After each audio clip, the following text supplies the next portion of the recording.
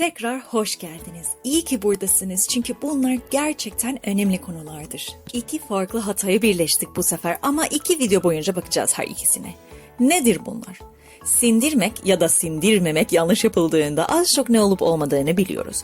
Birinin söylediklerini sindirmek ne demek istediğini anlamak demektir. Oysa sindirmemek birinin söylemeye çalıştığı şeyi anlamayıp başka bir şey anlamak demektir. Provalamaya gelelim. Evet, prova yapmak anlamında.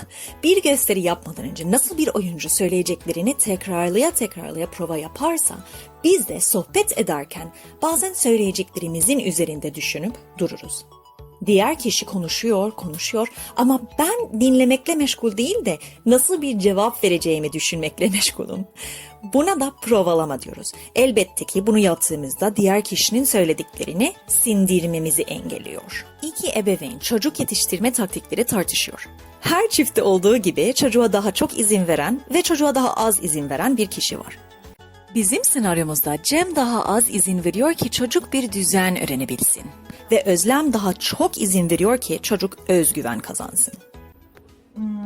Kontrollü biri olmayı nasıl öğrenecek? Yani durumları değerlendirmeyi nasıl öğrenecek?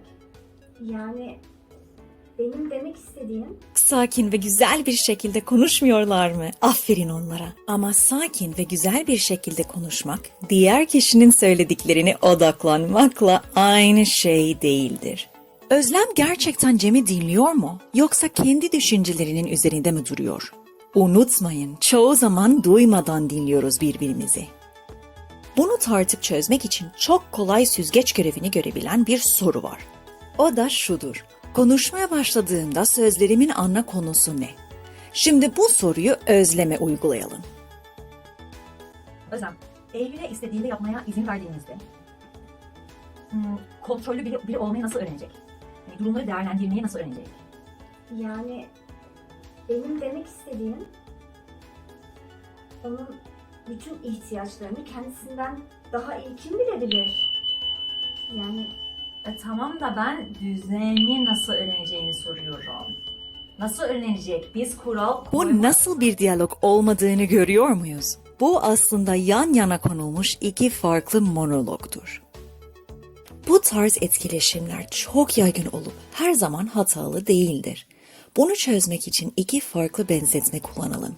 Beyzbolu ve masa tenisi düşünelim. Her oyunda top havaya uçtuğunda oyuncular ne yapmaya çalışıyorlar? Beyzbolda topu sağlam bir şekilde yakalayıp onu sıkı tutmaya çalışıyorlar. Alıcı ne kadar sağlam bir şekilde topu yakalarsa o kadar iyi bir iş çıkarıyor. Ama ping-pongda topu bir an önce geri vurmaya çalışıyorlar. Alıcı ne kadar sert ve doğru geri vurursa o kadar iyi bir iş çıkarıyor. Şimdi bunu iletişim dünyasına geri bağlayalım. Top, iletmeye çalıştığımız mesajı simgeliyor. Başka birini dinlediğimizde iletmeye çalıştıkları mesaja karşı nasıl bir yaklaşımımız var? O mesajı alır almaz hızlıca yanıtlamaya mı çalışıyoruz? Yoksa onu sıkıca tutup sindirmeye mi çalışıyoruz?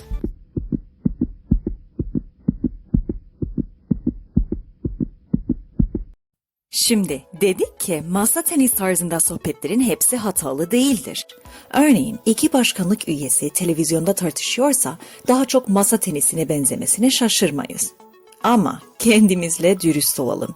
Bu seri Aile Psikolojisi radyo programımızın 5 bölümünün videosudur. Dolayısıyla bunu aile iletişimine bağlayalım. Hazır mısınız? Sizce bu laf ne kadar yaygındır? Beni dinlemiyorsun.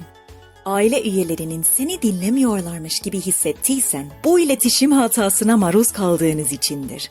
Aşırı güçlü bir şey değil mi? Bu andan itibaren beni dinlemiyor dediğin noktada artık anlarsın ki ping-pong oynamakla yetinmeyip beyzbol oynuyormuş gibi daha çok dinlemeye önem veren bir konuşma tarzına başvurmalısın. Ailelerimize gelmişken ping-pong oynuyormuşuz gibi konuşmak neden bu kadar sinir bozucudur? Çünkü yakındakilerimizle konuştuğumuzda genelde diğer kişiye iletmeye çalıştığımız mesajın yakalanıp yakalanmadığını bilmek isteriz. Yani daha çok beyzbola benzemesini isterdik. Dinlemeye odaklanmadan bir masa tenis oynuyormuş gibi uygulamak doğal ve normal bir konuşma tarzıdır. Fakat doğal olması yapıcı olduğunun anlamına gelmez. Elbette ki zor. Yoksa bu kadar boşanma, kavga ve hayal kırıklığı olmazdı. O da normal ve doğaldır ping-pongcu iletişiminde olduğu gibi. Günün sonunda şöyle bir gerçekle yüz yüze gelmeliyiz.